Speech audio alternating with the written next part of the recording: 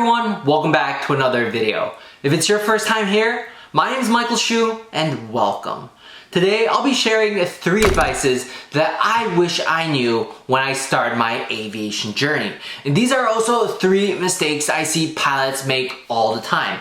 Not just pilots just starting out in their aviation journey, but pilots also in the airlines. And the last advice is very crucial, so be sure to watch the very end. Before we dive into this video, if you guys aren't subscribed, I'd really appreciate it if you guys went down, smash the subscribe button, and don't forget to leave a thumbs up. It's only 1 click and it's gonna help me out a ton. Without further ado, let's dive into this video.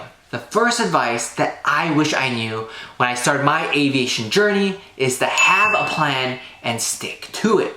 And what I mean by that is to have a goal, have a plan.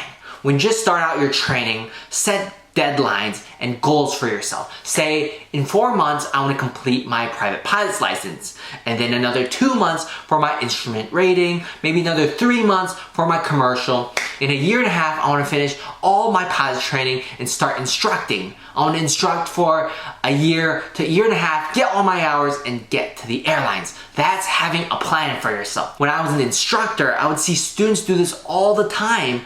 Students would come in for training and not have a plan at all. They'll take lessons and classes and flights day by day, and they never had a solid plan of how long they want themselves to finish that rating. They never had that goal. They never had that deadline.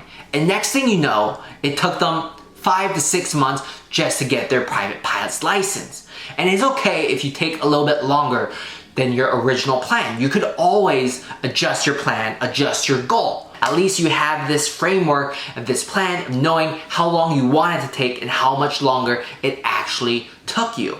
To have this plan gives you this deadline, this sense of urgency to finish all your training. And by having this urgency and this deadline, this goal of finished training, you also save money and time. Don't be those students that come into training and not have a plan. Figure out how long it's going to take you to finish all your ratings. Like I said, I see this with airline pilots as well. They get into a regional airline and they're just coasting. They don't have that goal anymore, whether that goal is to upgrade or that goal is to move to a bigger and better airline. A lot of them reach that goal of getting to the airlines and they stop having goals for themselves. I think it's important to always set goals. Once you reach one goal, set another goal for yourself. So there's something you're always working towards, something you're aiming towards, working hard for.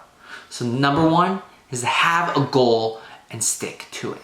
The second advice I have for all of you guys is to persevere and never give up. Because becoming a pilot is a very long and difficult journey. There's gonna be a lot of obstacles along the way, a lot of downs along the way. There gonna be times where you fail check rides, there gonna be times when you fail the same check ride 2 or even 3 times. And you have to persevere. Don't give up. If you give up, it's all over. I promise you this. If you concentrate and focus, you work hard, put the time in, and don't give up, you will reach your goal. Like I said, there are times where you're not gonna understand something. There are times you fail check ride, stage check. There are times where you feel like giving up, but don't give up. You will reach your goal. Last but not least, the third advice, like I said, probably the most important advice here. And once you can master this, you'll be so much happier as a pilot. And that is not to compare yourself with other pilots. You might start training the same time with a different pilot, but they might progress faster. They might solo faster than you. They might get to the airlines, get more hours than you. But don't compare yourself because everyone has their own timeline. You are exactly where you need to be at this moment, and that is watching this video and hitting the subscribe button. But in all seriousness, don't compare yourself to other pilots because when you do that, you just feel bad about yourself. You start wondering, how come you're not where they are? You guys started at the same time, but they have more hours. You started at the same time, but they're in the airlines. You know, even when you're in the airlines with other pilots, you see them flying a bigger plane. They're getting paid more. They're going to the airline that you always wanted to be. But don't compare yourself to other people. And when you master the skill of not comparing yourself, you become a lot more happier. You start to appreciate where you are at this moment, and you understand how much work it took you to where you are now, and you are happy. Doesn't mean you don't have goals that you still want to reach. You're still working towards them, but at the same time, you are happy where you are. Don't compare yourself to other pilots. Like I said, everyone has their own timeline, and you're exactly where you need to be right now.